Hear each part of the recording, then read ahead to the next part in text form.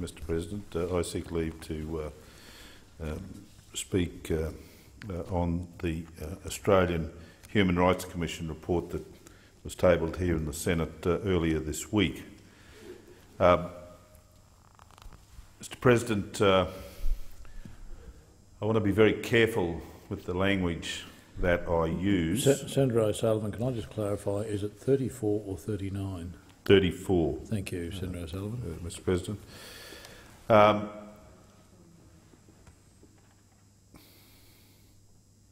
39, my apologies. 39? My apologies, Mr. President. 39. So, Mr. President, it's a matter of public record that there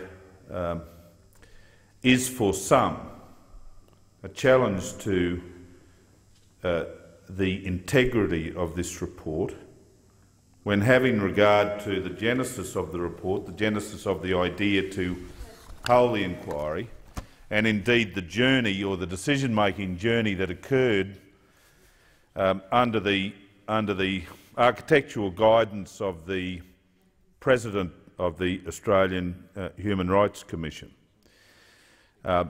In the limited time available, it may be best to say that during estimates hearings last September, from memory, the Human Rights President of the Human Rights Commission was examined in relation to the decision-making process, the evolution of the decision-making process that led to the commissioning of the inquiry and consequently this report, and the kindest possible description that could be provided regarding her performance before the Legal and Constitutional Committee was it was a very untidy passage of evidence and a very untidy performance when examined on some of the facts.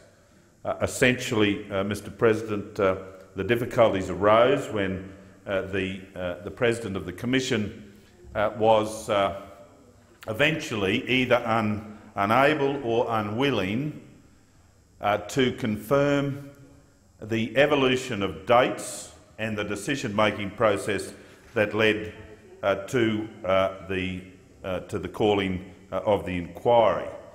Initially, on her own evidence, she indicated that the intent to conduct the inquiry was firmed up in late 2012. She had taken up her position with the Commission in the June of that year, and certainly on a number of occasions, whilst her evidence moved around somewhat, she then indicated that in the early part of 2013 it was firm in her mind the inquiry had to be commissioned, and again, using her own words, by June the Commission itself had made a decision to conduct the inquiry. However, of course, as we know, the inquiry wasn't conducted again, it wasn't announced until into the new government in 2014. The disturbing fact was that the President indicated that she had spoken with a number of Labor ministers on the evidence available from the Hansard during the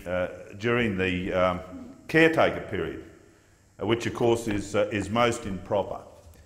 But there will be an opportunity in a week from today and a bit for the President of the Human Rights Commission to clear up all of these issues, to be able to tidy up that evidence, and it will give everyone an opportunity to form a firmer view of the position or the details relating to the evolution.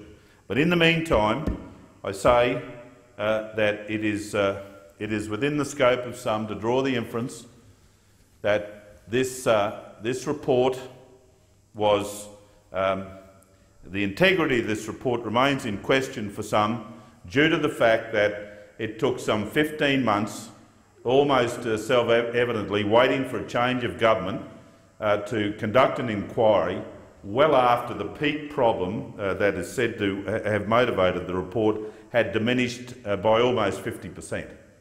So my point tonight in speaking, Mr President, is to urge anybody that is going to give consideration to this report to approach it very cautiously, because I believe that the genesis was flawed, and therefore that I think impacts on the integrity of the document. Thank you, Senator O'Sullivan.